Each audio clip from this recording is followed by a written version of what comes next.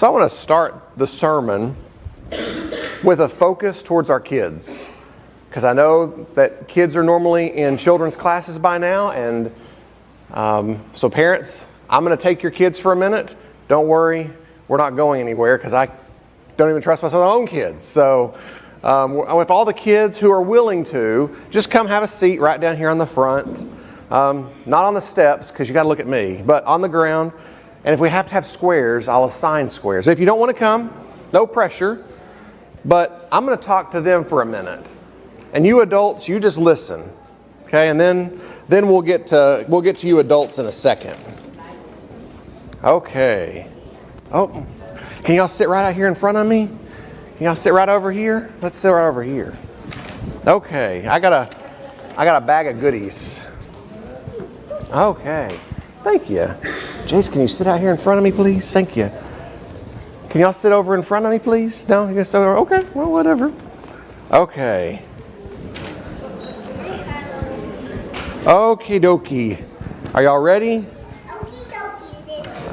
Okie dokie, artichoke. So, I have a picture of me. You don't look entertained. I have a picture of me, right? It's a picture of me, right? Can y'all? And if I put it like this way, if I did it this way, then I have a picture of each of you. And I had to take the back. I should have cut the back off, but I didn't. That's okay. So, I have a picture of me or a picture of you. Well, I got a picture of you here. So, as I look at this picture, you know what? I cleaned the glass this morning. So that way I could see really good through it. This is an old picture. It's not an old frame, but it's an old picture. Yeah, it had a lot of dust on it and dirt. And so I cleaned it and made sure that I could see. But you know what happens? If I were to touch my fingers on the glass, what happens? It gets dirty. Do your mamas ever tell you not to touch the picture frames? No, they don't tell you that? Your mama does? Yeah, I kind of figured. That's okay.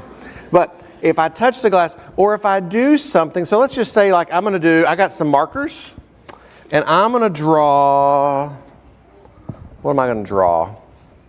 I'm going to draw a smiley face in red. Y'all see the smiley face? It's there. It's kind of there, isn't it? Okay, I got a smiley face. Oh, Landon's coming down. And then if I'm going to take purple. Purple does really well. But let's say I draw a heart. Okay, I'm going to draw a heart. I'll do an airplane next. So I draw a heart. My heart's not really that great of a heart, but it's there. It's okay. You can draw. Maybe I'll let you draw a heart later. Do y'all see my heart, right? Yeah, you see my heart? Okay, so I'm going to draw now, but this is what I'm going to do now. Oh, I should have done red for this one because red goes for heart too, but what if I'm angry? How do you do an angry face? Ooh, I like that. That's a good angry face. Yeah, I'm going to do 2 eyes. I'm going to go straight, and I'm going to do like, can y'all do yeah, are you doing yeah, let me see an angry face. You see, if I do an angry face, do y'all see my angry face? It's right here. Y'all see my angry face? Now, let's just say I'm going to draw something else. I'm going to draw, what else should I draw? Airplane. Oh, we said an airplane. Okay, so I'm going to do an airplane. I don't really know how to draw an airplane. There's the pilot, though. He's waving. So I got the airplanes right here. Y'all see the airplane right there? Okay, but now let me think. If I'm angry, what about if I'm mean? How do I be mean? Oh, yeah. Oh, man. That's all mean. I'm going to do blue for mean. I don't really know why, but we're going to do blue for mean, and I'm going to go, oh. Give me a growl. Oh. Yeah, there we go. Give me a roar. Yeah, I like a roar. Okay. Now let's just do this though. Okay, so now instead of, I'm going to use Post-it notes now. Okay, so let's see. Now if I am not friendly to somebody, okay, like, oh, let's not try to take suckers. Not yet, at least. So now if I'm not friendly, Yeah, like if you're not friendly to Elliot, that happens sometimes. And let's just say, I'm going to do, matter of fact, I want to give each of y'all a Post-it note. Okay? And then what we're going to do is you're going to put a Post-it note on my sticker or on my mirror, because I want you to see what all of our Post-it, and all of these Post-it notes stand for bad attitudes. Do y'all ever have bad attitudes? Your mom ever tell you have a bad attitude? Daddy probably tells you have a bad attitude, don't he? Yeah, Daddy does. Daddies are good at telling bad attitudes. Yeah, your daddy does too? Yeah, I know your daddy. Okay, so and time out. That's a good idea. I should remember time out. Okay, who doesn't have a Post-it note? These Post-it notes represent our bad attitudes, or our bad things, okay? Oh, did I give you two by accident? I'm sorry. There we go. Okay, so what we're going to do now is where'd you come from? We're all going to you're going to stick your Post-it notes on my mirror, right? Okay, now, I'll come around to you. Yeah, there you go. Put it on there. On my window. Oh, there we go. Oh, good. Okay, let's see. I'm coming around. I'll come around to you. Y'all can stay seated. Oh, okay. Oh, my goodness. We got all these Post-it notes here. All these bad attitudes. I haven't forgot about you yet. I'm coming. It takes me a minute. I'm slow. Okay. Okay, so everyone have a seat again. Oh, here we go. One more bad attitude. Oh, can you put your bad attitude up here? Can I put it right there? Okay. Oh, sit out here. Come out here. That way I can see you. Hey, come out here, Harlow. Come out here. That way I can see you. Okay, y'all have a seat. So now, are y'all looking? Can you see me? No. You can't see me. Am I a good person? Like, I smile, but if I have a whole bunch of bad, you can't see me. Now, here's the question that I really have to ask. Are y'all ready? This is the tough question. I see you right there. You see me? Y'all, you saw me, that little spot right there. Who's this a picture of? It's a picture of Jesus. I'll take God. It's a picture of Jesus. Now, if Jesus was in the picture frame, how much of Jesus do you see? I see white paper. See, if our bad attitudes get in the way, people can't see Jesus. So if he goes underwater, I don't know. He still won't see Jesus in this case. We have to have a good attitude so that people can see Jesus through us. Because if we don't have good attitudes, then we're not good. I know he's inside of us, but if we're glass and the glass is all covered up and smudged up and fingerprinted up, people can't see Jesus, can they? So we have to be good glass, clean glass. Oh, I'll talk to you in a second. We have to be good glass and clean glass so that people can see Jesus. Okay? Those are all sins. All these blue things are sins. So we got to be good so that way people can see Jesus through us. So we got to be loving and kind, and we have to be paying attention, don't we? Hey, thank y'all so much for coming and listening. Y'all want to go back to your mamas and your daddies? I got something I got to tell them now. Okay, go back to your mama and daddy.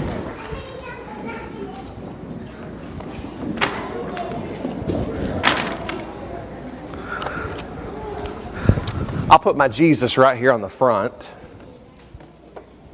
Mainly because I don't want to lose him yet, but I'm looking at John chapter 17, verses 20 through 26 today. And as I was looking at this text, I knew that this idea and this reality of what Jesus is praying for is he's praying for a window for people to see love and unity among the believers of Jesus. And Jesus in this time is not, he's praying for the disciples, but he's been praying for the disciples. And in this part of this prayer, he prays for you and for me. And for the moment, I want us to realize that 2,000 years ago, when the Savior was walking the earth, and right before He goes to die, I mean, we're hours before the crucifixion, that the person on His mind was you.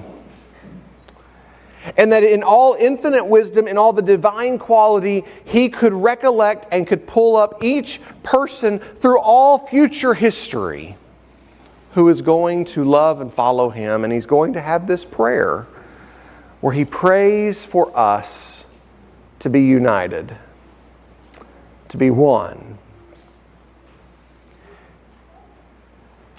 But I realize that the unity is a part of this prayer. The greater part of this prayer is that the unity leads people somewhere. The unity is not designed to bring unity just for unity's sake. So unity is not the ends. Unity is the means. It's the pathway to which we get to the end of this prayer, which is Jesus' real point, is that the world might know Him more fully. And so I realized that in this little illustration, that each one of us are a window to the picture of who Jesus is. Each one of us represents a piece of glass that our lives can get smudged up by. And when they get smudged up by, we then lose sight of the picture of who Jesus is. And so if my picture is constantly smudged up and blocked out by bad attitudes, by bad qualities, by things that cause division and problems, then people will never see the image of Jesus that they should be seeing. And so as I look at this text, and I want us to look through it together ever so quickly, I want us to realize a few qualities that we are the image of Jesus in this world. That Jesus was praying for us to have such a love for one another, such a love for people, that the world could not grasp anything but Jesus. So we're going to start off in verse 21 through 23. Let's read this text really quickly. That all of them may be one, Father, just as you are in me and I in you, may they also be in us, so that the world may believe that you have sent me. I have given them the glory that you gave me, that they may be one as we are one.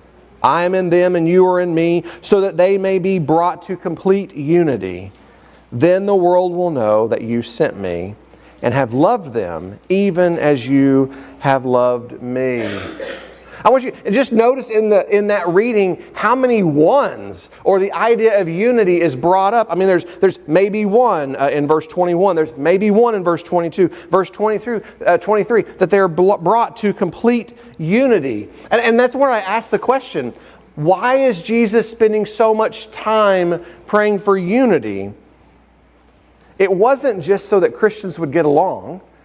It wasn't just so that we would smile and put up with each other on a Sunday morning and say, well, we're going to go on with our life. But unity was designed to point people to Jesus, which comes up in verse 21 and 23 again, in that same passage where it says, we're going to start in verse 21 again, that all of them may be one, Father, just as you are in me and I'm in you. May they also be in us, so that the world may believe. The point of unity was so the world may believe. And we're going to skip down now to verse 23. I in them and you in me, so that they may be brought to complete unity. Then the world will know that you sent me. The unity that we are to have with one another, as brothers and sisters in Christ, is not unity just to say we get along, just for the sake of appearing as if we're good with each other. The unity that we share is designed to point people to Jesus, so that they will know Him more fully. The church was not the destination for Jesus. Jesus is the destination by Jesus. And so our lives are meant to help people see who He is. So when we as a church forgive one another, or when we forgive other people, when we learn to serve and we serve others, when we are encouraging to others, when we are sacrificial, when we bear with one another's burdens and we endure with one another, when we walk through life this challenge that it is with one another, we are showing others who Jesus is. And so people in our actions have a glimpse, a picture of who He is.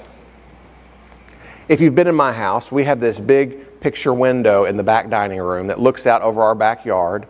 And I think we have one of the most beautiful backyards around. Most of it's not my property, but it's all beautiful. And so I get to look out on other people's property that's beautiful. But I'll tell you that in this back property view, I have two boys. Yep, you and Elliot. And you know what boys tend to do with clean glass? If you don't know, I'll tell you. There are fingerprints all over that picture window. And then for some reason, my mom decided that this marble track run thing would be a great idea, which it is a great idea. But it sticks to glass, and there's a big, beautiful picture window that makes the best marble runs possible for all these sticky things to stick to that were a nightmare to get off because they have this micro-suction technology in them that's, I thought I was going to break the glass. I have fingerprints. I have sticky marble tracks. And then in our house, we use dry erase markers on the windows. Ashley has this pantry door that's glass, and she'll write Elliot's memory verse on it, or we have spelling words on it, or we just have little messages that we'll write. And we do the same thing. I have a picture or I have a writing in the windshield of my car. But guess what that big picture window makes for a great thing of? Oh man, it's a wonderful whiteboard. And you know how many times I look and see these notes, and I know that in all of these examples, I value the sticky fingerprints, the sticky marble track, the notes. But those things do distract if I want to look outside. Our lives are like panes of glass. And if we're supposed to reflect or be models of Jesus, then the question I ask myself is, am I diminishing the glory of Jesus by the way that I live? Are my poor choices, are my poor attitudes, are my inability to be godly becoming a blemish on other people's ability to see who Jesus is? The third thing I notice in this passage really comes down to verse 26. Jesus tells me what a clean window looks like. Verse 26 says, I have made you known to them, and will continue to make you known in order that the love you have for me may be in them, and that I myself may be in them. The climax of this prayer is that there would be such a unity between God the Father, God the Son, and God's children, that everyone would know and would see Him. That's the point of Jesus' prayer here, is that the love you have for me, that Father has for Jesus, might be the same love that dwells inside each and every one of us. Because love is what makes unity possible. I want you to think for a moment that the love that the Father has for Jesus is the same love He has for you. It's the same love that He looks on you with every day of your life. So, here's the question that I want you to ponder over. If someone learned everything that they know about Jesus by watching the way you treat others, what would they learn about Him? If someone learned everything they knew about Jesus by watching the way you treat others, what would they learn about Him? Because here's the reality, and you know it. You go to school, you go to work, you go to these environments where there are people who may not know Jesus. And they're never going to crack this book. They're never going to open it to read anything about Him. Okay?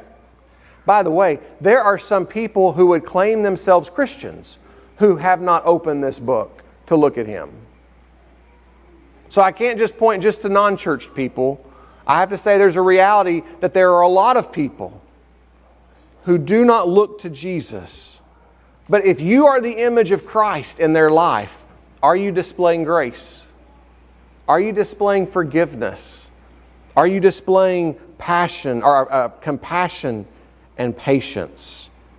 Or are you a dirty window where they don't adequately or accurately get to see who Jesus is?